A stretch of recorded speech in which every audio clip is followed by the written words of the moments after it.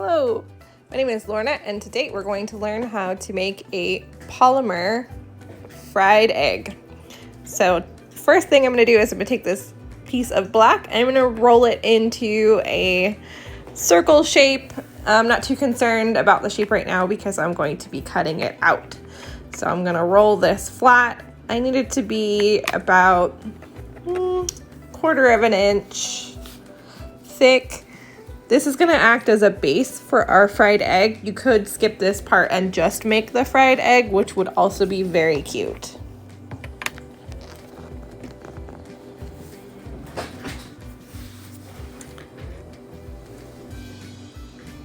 So I'm just going to take my tool and I'm going to cut out a circle shape.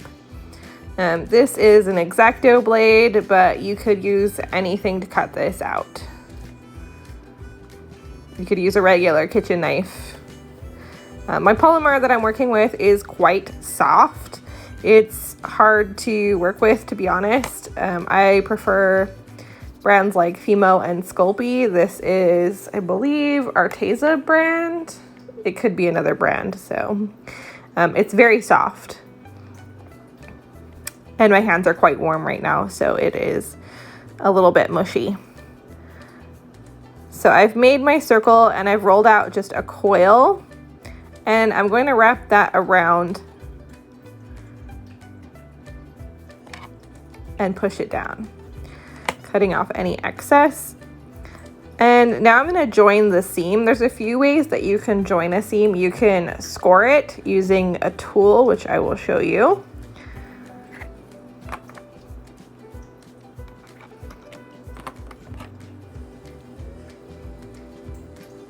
And I'm just doing a up and down motion to score the edges together, kind of rolling it around with the end. This is called an all AWL that I'm using right here, but you could use any tool that you have around the house.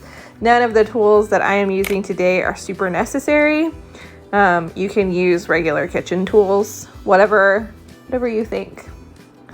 You could use a mini screwdriver. There's all sorts of things that you can use for this. Now I'm going to use the back of my fingernail, which seem to be the best tool. Sometimes our hands are the best tools. This really gave a nice smooth look. And I'm going to go all the way around to make sure it's sealed. Polymer clay will stick to itself, so this part isn't super necessary. I just know that I'm going to be looking at it. I'm going to be turning this into a fridge magnet, so I'm going to be looking at it from all sides, and I don't want the edges to look unfinished. So I'm just going to kind of pinch up the sides here, build up my pan walls, if you will, and then I'm going to make a handle.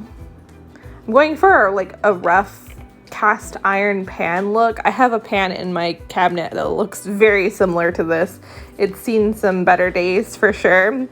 The cutting board that I'm using as a rolling mat actually left a really cool texture in it, so it actually looks like cast iron in person. I'm not sure if it reads on camera. So I'm taking that all, but again, you could use a toothpick.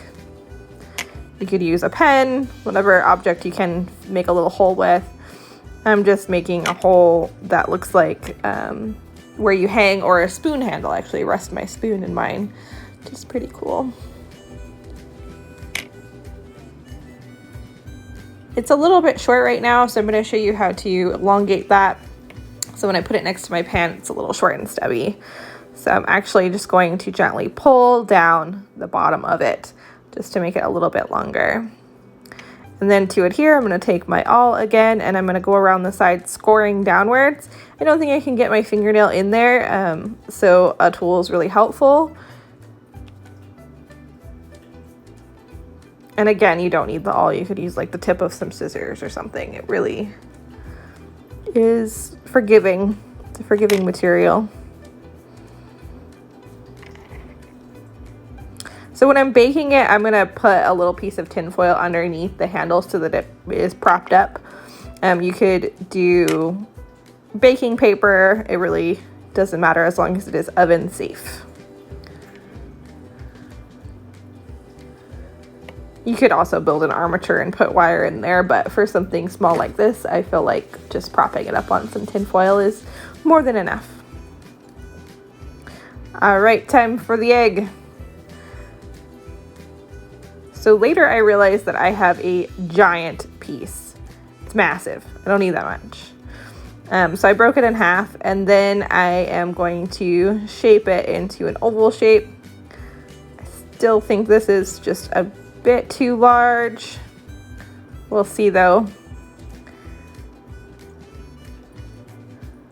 So I'm just kind of flattening it out on the edge. I'm leaving a mound in the center because when you crack an egg in a pan, it tends to be more centralized and then spread out as it fries.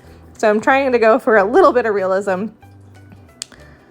All right, so that one was too big, so I'm starting over. I think this is going to be a much better size.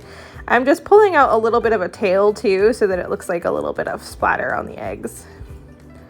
So I have my mound, really thin on the edges. If you were just to do the egg, you would definitely want to make it a little bit thicker on the edges, so that when you bake it, it doesn't burn in the oven. I'm just cleaning up a little spot here. And then I'm going to push down all around, and I'm doing a little tapping motion. You could use your finger for this. I am using this tool so that you can see what I'm doing a little bit easier.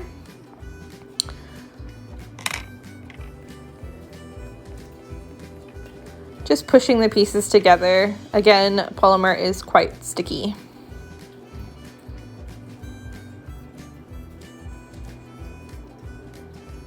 So now I'm rolling some little balls to add a little bit more texture, maybe some bubbles, like your egg is bubbling in a hot frying pan.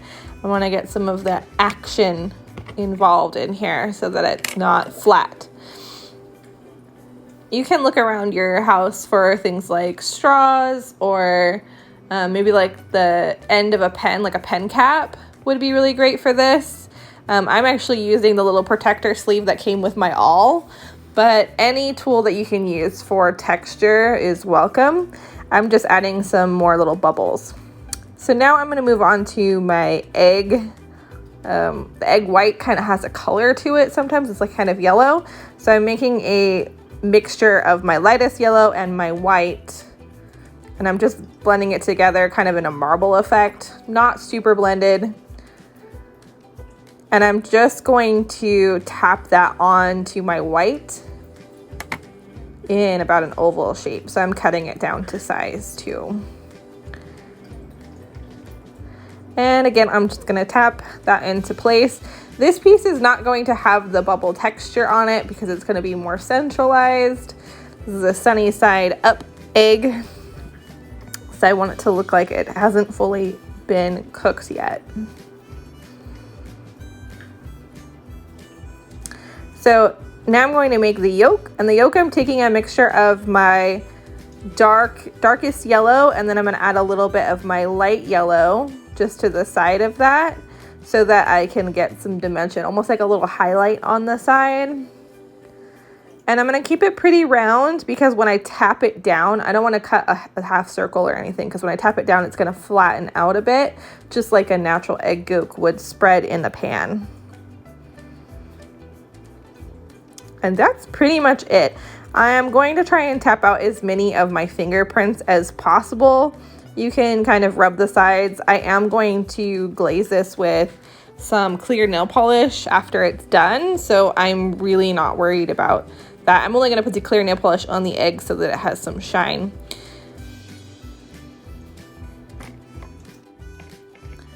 Okay, so that's it. I'm just going to do a little bit of cleaning up, and here you have a lovely fried egg. I'm having a difficult time getting it up off the thing, so I'm going to scrape it off, put it on the pan, and bake it. I hope you enjoyed this tutorial and that you make your own little fried egg. If you make your own, we'd love to see it. Please send us a photo.